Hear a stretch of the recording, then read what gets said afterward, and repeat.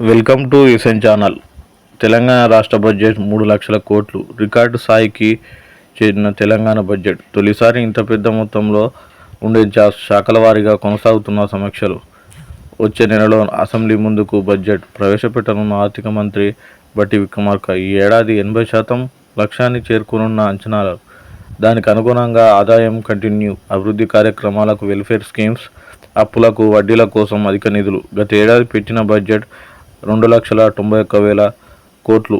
2025-26 సంవత్సరానికి రాష్ట్ర బడ్జెట్ 3,20,000 కోట్లు కాస్త అటు ఇటుగా ఉండొచ్చని నిపుణులు అంచనా వేస్తున్నారు. గత ఏడాది 2,91,000 కోట్ల బడ్జెట్ను రాష్ట్ర ప్రభుత్వం ప్రవేశపెట్టగా ఈసారి అంతకంటే ఎక్కువ ఉంటుందని స్పష్టం చేస్తున్నారు.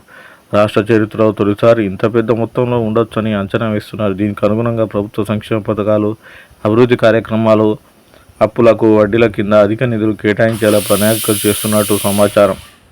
6 గ్యారెంటీల్లో 1-2 మినహా అన్నీ అమలవుతున్నాయి. అమలు కాని స్కీమ్ కొనసాగించేందుకు నిధులు కేటాయింపు, ఇంకా అమలు కాని కోసం వాటికి బడ్జెట్లో నిధులు కేటాయించనున్నారు. ఇందులో చేయూత పెన్షన్, మహాలక్ష్మిలో స్కీమ్లో భాగమైన మహిళలకు నెలకు 2,500 పథకం అమలు కాలేదు, మిగతావి అమలవుతున్నాయి. కాంగ్రెస్ అధికారంలోకి వచ్చినాక ఒకసారి ఓట్ ఆన్ అకౌంట్, మరొకసారి ఫుల్ బడ్జెట్ ప్రవేశపెట్టారు. ఈసారి ఫుల్ బడ్జెట్ను ప్రవేశపెట్టనున్నారు. అందుకు ఆర్థిక శాఖ మంత్రి బట్టి విక్రమార్క శాఖల వారీగా సమీక్ష నిర్వహిస్తున్నారు. ఆయా శాఖల అంచనాలు, అభివృద్ధి, సంక్షేమ పథకాల గురించి వివరాలు అడిగి తెలుసుకుంటున్నారు. మార్చి 3వ వారంలో గవర్నర్ ప్రసంగం తర్వాత బడ్జెట్ సెషన్ ప్రారంభం కానున్నాయి. మార్చి 28, 29 కల్లా సమావేశాలు ముగించేలా ఆలోచన చేస్తున్నారు. ఉగాది, రంజాన్ తదితర పండుగలు మార్చి నెలాఖరునే ఉండడంతో వాటికి అనుగుణంగా సమావేశాలు నిర్వహించనున్నారు.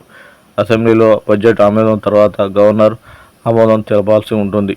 మరిన్ని అప్డేట్ కోసం ఎస్ఎన్ ఛానల్ సబ్స్క్రైబ్ చేయండి. Thank you.